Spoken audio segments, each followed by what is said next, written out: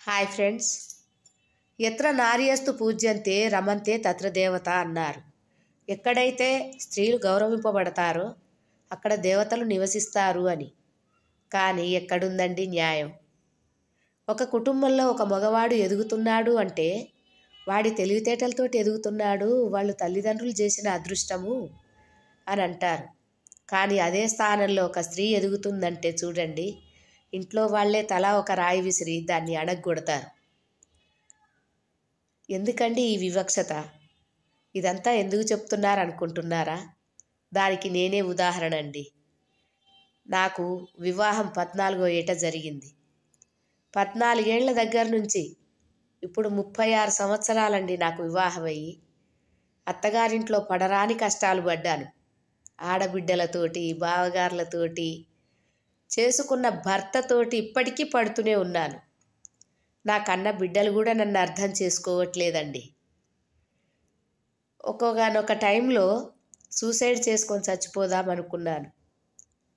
2022లో ఒక 13 ఏళ్ల పాప నా కళ్ళు తెరిపించింది. ఎందుకంటే మీరు అంత డిప్రెషన్లోకి వెళ్ళిపోతున్నారు, మీకు తెలివితేటలు ఉన్నాయి, మీకు అన్నీ తెలుసు, మీరు కూడా ఒక స్టేజీని ఏర్పాటు చేసుకోవచ్చు కదా అని సలహా ఇచ్చింది. ఏంటమ్మా, నేను చదువుకున్నది 9వ తరగతి, నాకు ఏ స్టేజీ గురించి చెప్తున్నావు ఏంటి అంటే, మీరు ఒక యూట్యూబ్ ఛానల్ ఎంచుకొని మీ తెలివితోటి మీకు తెలిసినంత వరకు మీ పరిజ్ఞానంతో ఒక స్టేజీని ఏర్పాటు చేసుకోండి ఆంటీ. దానివల్ల మీరు మానసిక ఆనందం పొందుతారు, మీ మనసు సంతోషంగా ఉంటుంది, ఇంకెప్పుడు మీరు డిప్రెషన్లోకి వెళ్ళరు అని సలహా ఇచ్చింది. ఆ చిన్న పాప మాటతోటి నేను 2023 మేలో స్టార్ట్ చేశానండి. చేసిన కొత్తల్లో బాగానే ఉన్నది. అందరికీ తెలుసు నేను యూట్యూబ్ ఛానల్ చేస్తున్నానని. కానీ నా కుటుంబం నన్ను అర్థం చేసుకోవట్లేదు. ఇప్పటికీ కూడా తలా ఒక బండ వేస్తూనే ఉన్నారు. కానీ మరి దేని గురించో తెలియదు కానీ ఫ్రెండ్స్, నా యూట్యూబ్ ఛానల్ నాకు 9500 వరకు అయితే సబ్స్క్రైబర్స్ వచ్చారు. కానీ ఈ మధ్యలో మరి ఏం జరుగుతుందో తెలియట్లేదు. నాకు ఈ టెక్నాలజీ గురించి నాకు తెలియదు ఫ్రెండ్స్. నాకు వాచ్ టైం తగ్గిపోతుంది, సబ్స్క్రైబర్స్ తగ్గిపోతున్నారు, వ్యూస్ తగ్గిపోతున్నాయి. నాకు దీని గురించి అయితే అస్సలు అవగాహన లేదు.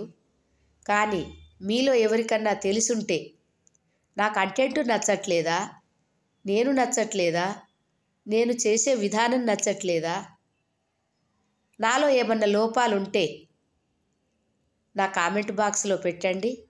మీ సలహాలు నేను అంగీకరిస్తాను, మీ సలహాలకు తగ్గట్టు నేను చేస్తాను. పోనీ ఇది కూడా బాగోలేదు, మీరు చేయటం మాకు ఇష్టం లేదు అని అదైనా వర్షన్ పెట్టేసేయండి నాకు కామెంట్ బాక్స్లో. ఎందుకంటే నాకు 50 ఏళ్ళండి. ఈ వయసులో నా సంతోషం కోసం నేను పెట్టుకున్నాను కానీ ఎవరిని ఇబ్బంది పరచటానికో ఒకళ్ళ సంతోషాన్ని ఇబ్బంది చేయటానికో నేను పెట్టుకోలేదండి. నా మానసిక ఆనందం కోసం, నేను పడ్డ బాధలు కష్టాలు అన్నీ మరిచిపోవటానికి ఈ స్టేజీని ఎంచుకున్నానే తప్ప వేరే ఉద్దేశం ఏమీ కాదండి. కాబట్టి నా దయ ఉంచి నా ఛానల్ను మీరు ఆదరిస్తారని, సబ్స్క్రైబ్ చేసుకుంటారని, లైక్ చేస్తారని ఆశిస్తున్నాను. ఇట్లు లలితా కిచెన్ MG5SI. నమస్కారం అండి.